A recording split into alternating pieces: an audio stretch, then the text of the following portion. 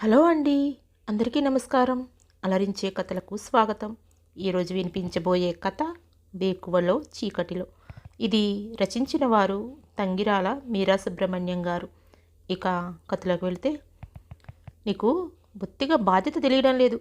ఎన్నిసార్లు చెప్పాను అంతంత అన్నం పారేయొద్దని. పొద్దున్నే భార్య మీద విరుచుకుపడ్డాడు సత్యం. పని మనిషి వేసిన గిన్నెల్లో ఒక గిన్నె నిండా అన్నం కనబడడంతో ఒళ్ళు మండిపోయింది అతనికి. రాత్రి మీరు మామూలుగా భోజనం చేస్తారనుకొని వంట చేశాను. తీరా చూస్తే మీరు కడుపులో బాలేదు, అన్నం వద్దని మజ్జిగ తాగి పడుకున్నారు. అందుకే ఆ కాస్త మిగిలింది. నేనేమి రోజు వృధాగా పారపోయడం లేదు అని నెమ్మదిగా అంది శాంత. భార్య జవాబుతో మరింత రెచ్చిపోయాడు సత్యం. అంటే తప్పంతా నాదే అంటావా? అనవు. ఏనాడైనా 10 రూపాయలు సంపాదించుంటే కదా డబ్బు విలువ తెలిసేది. కష్టపడి పని చేసి వచ్చినా జీతం నీ చేతుల్లో పోసాను ఇన్నాళ్ళు. ఇప్పుడు పింఛన్ తీసుకొచ్చి నీకు ఇస్తున్నాను. అయ్యో, పింఛన్ బతకాలే అన్న జాగ్రత్త ఉంటే కదా నీకు. చేతిలో పేపర్ని విసిరి కొడుతూ అరిచాడు. ఇంటి బయట నీళ్లు చల్లి ముగ్గు వేసి లోపలికి వస్తున్న రంగమ్మని చూడగానే శాంత గొంతు తగ్గించంది. అరవకండి, వారానికో 10 రోజులకో ఒకసారి అన్నం మిగులుతుంది. రంగమ్మ మంచిది కాబట్టి ఎప్పుడు ఒట్టి గిన్నెలో వేసినా ఏమీ అనదు. మీ మాటలు వింటే అసహ్యంగా ఉంటుంది. సత్యం చెరాలను లేచి చెప్పులేసుకుని బయటికి వెళ్ళిపోయాడు. శాంత అతను వెళ్ళిన వైపు చూస్తూ నిలబడిపోయింది. ఏమిటో ఈ మనిషి. పదవీ విరమణ తర్వాత పని లేకనో తోచకనో ప్రతి చిన్న విషయానికి కసురుకోవడం, విసుక్కోవడం. అవును, తనకు పెద్దగా చదువు లేదు కనుక ఉద్యోగం చేయలేకపోయింది. మరి ఇన్నేళ్లుగా తను ఈ ఇంట్లో చేసిన చాకరీకి విలువ లేదా? టిఫిను, వంట, బట్టలు ఉతకటం, ఇల్లు సర్దటం, పిల్లల్ని సాకటం, ఇవన్నీ మరొక చోట చేస్తే తనకు జీతం వచ్చేది. 10 రూపాయలు సంపాదించలేని దానివి ఎందుకంత చులకం చేస్తారు? కళ్ళల్లో నీళ్లు తిరిగాయి ఆమెకు అతని మాటలకి. రంగమ్మ కంట పడకూడదని పని ఉన్నట్లు గదిలోకి వెళ్ళిపోయింది. సత్యమూర్తి శాంతల పెళ్ళై 35 ఏళ్ళు. పిల్లలిద్దరికీ మంచి భవిష్యత్తు ఇవ్వాలని తమ సరదాలను పక్కన పెట్టి పొదుపుగా సంసారం నడుపుకొచ్చారు. నగలు, చీరలు, ఆడంబరాలని ఏనాడు భర్తను విసుక్కోలేదు శాంత. పిల్లలు బుద్ధిగా చదువుకున్నారు. కూతురు రమ్యకు తమ తాహతుకు తగ్గిన సంబంధం చూసి పెళ్లి చేశారు. కొడుకు ఉద్యోగంలో చేరాక నిశ్చింతగా ఊపిరి తీసుకున్నారు. కానీ అనుకోనిది జరగడమే కదా జీవితం అన్నట్టు కొడుకు సుధాకర్ అన్యమతం పిల్లను ప్రేమించి పెళ్లి చేసుకుని దూరంగా వెళ్ళిపోయాడు. అప్పటికే రిటైర్ అయిన సత్యమూర్తి ఆరోగ్యం ఈ సంఘటనతో దెబ్బతిన్నది. హై బీపీతో ఒకరోజు పడిపోవడంతో ఆసుపత్రిలో చేర్చాల్సి వచ్చింది. బీపీకి తోడు షుగర్ కూడా ఉన్నట్టు పరీక్షల్లో తేలింది. విషయం తెలిసి తండ్రిని చూడటానికి వచ్చాడు సుధాకర్. కొడుకును చూడగానే ఆవేశంతో సత్యమూర్తికి బీపీ మరింత పెరిగిపోయింది. కొడుకును సమాధానపరిచి పంపించి వేసింది శాంత. రమ్య వచ్చి తల్లికి సాయంగా 10 రోజులుండి తండ్రి హాస్పిటల్ నుండి ఇంటికి వచ్చాక వెళ్ళిపోయింది. చేతికి అందిన వచ్చిన కొడుకు దూరం అయిపోయాడనో, వచ్చే కాస్త పింఛన్తో ఎలా బ్రతకాలి అన్న అభద్రతాభావంతోనో సత్యమూర్తికి విసుగు, కోపం ఎక్కువయ్యాయి. భర్త మాటలకు నొచ్చుకున్న శాంత ఆ రోజు అతనికి మాత్రం సరిపడా అన్నం వండింది. గిన్నెలో కొద్దిగా ఉన్న అన్నం చూసి తన కంచం పక్కకు తోసేశాడు సత్యమూర్తి. పెళ్ళానికి తిండి కూడా పెట్టలేని పరమ దౌర్భాగ్యుడు అని నిరూపించడానికా చాలకుండా వండి పెట్టావు అంటూనే భోజనం చేయకుండా లేచేశాడు. బయట గేటు ధన్మన్ మూత పడింది. గిన్నెల మీద మూత పెట్టేసి అలా కూర్చుండిపోయింది శాంత. ఇంతలో ఫోన్ గణగణా మోగింది. ఉదాసీనంగా తీసింది శాంత. హలో అమ్మా, భోజనాలు అయ్యాయా? నాన్న ఎలా ఉన్నారు అంటూ వినిపించింది రమ్య గొంతు. కూతురు పలకరింపుకు దుఃఖం ముంచుకొచ్చింది శాంతకు. మీ నాన్నకేం బాగానే ఉన్నారు, నన్ను కాల్చుకు తింటున్నారు అంతే. ఏడాదిగా చూస్తున్నాను, ఎప్పుడూ కోపంగా అరవడమే, విసుక్కోవడమే. ఎవరింట్లో ఈ చాకరీ చేసినా నా జీవితం గడిచిపోతుంది. ఇటువంటి బ్రతుకు ఎవరికి వద్దు అంటూ ఇక మాట్లాడలేక ఫోన్ పెట్టేసింది శాంత. 4 రోజులు కాస్త ప్రశాంతంగా గడిచాయి. ఆ రోజు తలనొప్పిగా ఉండటం వల్ల మాత్ర వేసుకొని మధ్యాహ్నం నిద్రపోయింది శాంత. రోజు 4 గంటల కల్లా మొగుడికి కాఫీ అందించేదల్లా 5 వరకు లేవనే లేదు. అప్పుడు హడావిడిగా లేచి కాఫీ కల్పించింది. నీ మొగుడేమన్నా ఉద్యోగం వెలగబడుతున్నాడా మహారాజు? నువ్వు ఇవాళ వేళ తప్పకుండా కాఫీలు, టిఫిన్లు అందించడానికి. రిటైర్ అయ్యి ఇంట్లో కూర్చున్నవాడు పనివాడు కన్నా లోకువ. కాఫీ గ్లాస్ విసురుగా తీసుకొని మాటల బాణాలు విసిరాడు. ఒక్కరోజు గంట ఆలస్యమైనందుకు ఎంత సాధింపు! ఎవరు ఇక్కడ పని మనిషి? తాను కాదు, రిటైర్మెంట్ లేని పని మనిషి. శాంత రోషంగా అనుకుంది. ఎంతకాలం ఈ కోపాలు అరుపులు సహించడం? ఏదో ఒకటి చెయ్యాలి. పొద్దున లేచింది మొదలు కూర్చున్న చోటికి అన్నీ అందిస్తున్నా ఏదో తక్కువ చేస్తున్నట్లు కోపం, చిరాకు. నా తమ్ముడు నా చెల్లెలు అంటాడు కానీ ఎవ్వరూ ఒక పూట వచ్చి ఆదుకోరు. నేను ఎక్కడికన్నా వెళ్ళిపోతే తెలుస్తుంది. మౌనంగా నిలబడిన శాంత మనసులో తిరుగుబాటు తలెత్తింది. అక్కడే ఉంటే ఏం మాట్లాడుతుందో అని పడక గదిలోకి వచ్చి బీరువాలోని బట్టలు లాగి మడత పెట్టడం మొదలెట్టింది.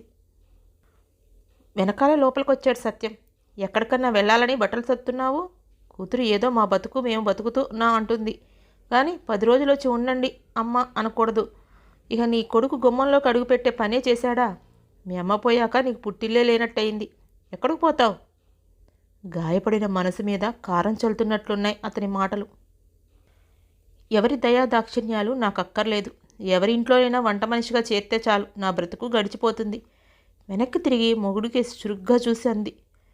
పౌరుషానికేం తక్కువ లేదు అనేసి చెప్పులు వేసుకుని బయటికి వెళ్ళిపోయాడు.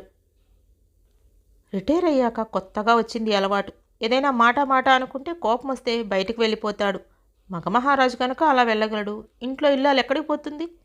అతను తిరిగి వచ్చేదాకా ఆమెకు గుండె దెళ. ఈరోజు మాత్రం మనసు గాయపడి ఉన్నదేమో. పోతే పోనీ నాకేం నష్టం లేదు అని పైకి అంటూ ధనాలన బీరువా తలుపు మూసింది.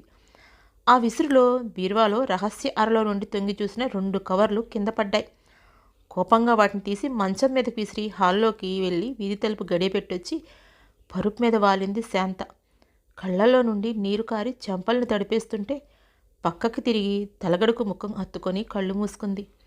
ముఖానికి ఏదో గరుగ్గా తగిలి లేచి చూసింది. ఇందాక బీరువా నుండి పడిన కవర్లు తలగడ మీద కనబడ్డాయి. సత్యమూర్తి దస్తూరి చూసి ఉత్తరం చేతిలోకి తీసుకుంది. గుండ్రని ముత్యాల్లాంటి వంటి రాత. ఎప్పుడో 20 ఏళ్ల కిందటి తారీఖు. పిల్లల పరీక్ష గురించి నువ్వు బెంక పెట్టుకోకు శాంత. వాళ్ళకు కావలసినవన్నీ వండి పెడుతున్నా సుధాకర్కు అప్పడాలు వేయించి పెడితే చాలు, పేచి పెట్టకుండా తినేస్తాడు. చిన్నదానికి చింతకాయ పచ్చడి ఉంటే చాలు. బాగా చదివిస్తున్నాను. సుధాకర్ 10వ క్లాస్లో స్కూల్ ఫస్ట్ వస్తాడు చూడు. పాపగా చెప్పిన మాట వింటోంది. నువ్వు నిశ్చింతగా మీ అమ్మ ఆరోగ్యం జాగ్రత్తగా చూసుకో. నీ వదిన చెల్లెలు పెళ్ళికి వెళ్ళింది కనుక అత్తయ్యని దగ్గరుండి చూసుకోవాల్సిన బాధ్యత నీదే. మా గురించి దిగులు పడుకు. ఇట్లు సత్యమూర్తి. పిల్లలకు పరీక్షలు దగ్గర పడుతున్నా అమ్మకు ఒంట్లో బాగోలేదని వదిన కూడా పుట్టింటికి వెళ్ళిందని తెలియగానే అతనే శాంతకు నచ్చచెప్పి మరీ పంపించాడు. ఆ ఉత్తరాన్ని గుండెకు హత్తుకుంది శాంత. ఇంకో ఉత్తరం అతను రాసిందే. మరో 2 ఏళ్ల తర్వాత తారీఖు. అది ఇంగ్లాండ్ కవర్లో రాసిందే.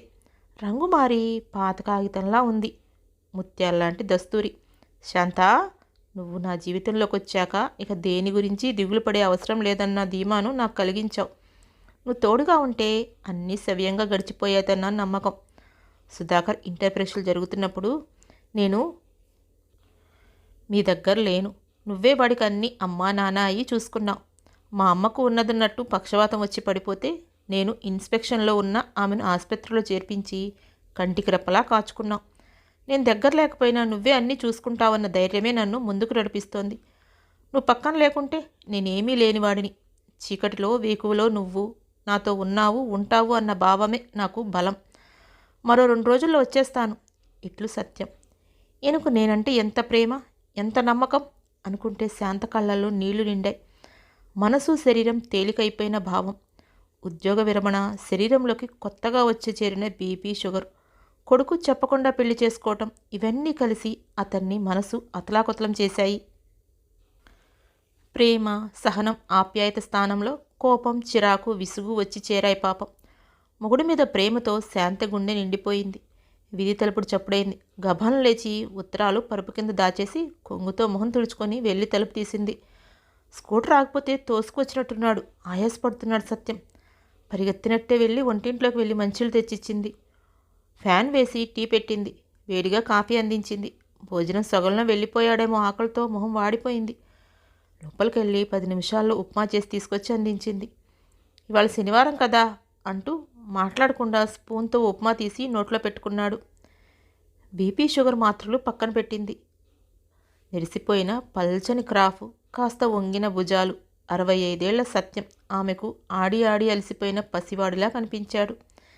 చిన్న ఇల్లు, చిన్న టీవీ, డొక్కు స్కూటరు అన్నీ అందంగా ఆనందంగా అనిపిస్తున్నాయి. అతను టీవీ వైపు చూస్తూ తింటుంటే ఆమె అతని వైపు చూస్తోంది. సుధాకర్ తొందరలో వంశాంకురాన్ని అందిస్తే కొడుకును దగ్గరకు తీసుకుంటాడు అనుకుంది మురిపెంగా. ఆమె కన్నుల నిండా కరుణ, చూపుల్లో ప్రేమ వెలుగు, రెప్పలతడిలో పశ్చాత్తాపం. అతనికి పొలమారి దగ్గొచ్చింది. మంచినీళ్ళ గ్లాసు నోటికి అందించింది శాంత. ఒక్క గుటక వేసి భార్య వైపు చూసి నవ్వాడు చిన్నగా. దానితో శాంత పెదవులు విచ్చుకున్నాయి. వేకువలో చీకటిలో నీతోనే నేను అన్నట్టు అతని చేతి మీద చెయ్యి వేసింది ఆమె. ఎలా ఉంది సకులు? బాగుంది కదా? మరొక మంచి కథతో మీ ముందుంటాను. మీకు నచ్చితే లైక్ చేసి షేర్ చేస్తారు కదా? మీ అభిప్రాయాన్ని కామెంట్ రూపంలో తెలియచేయండి.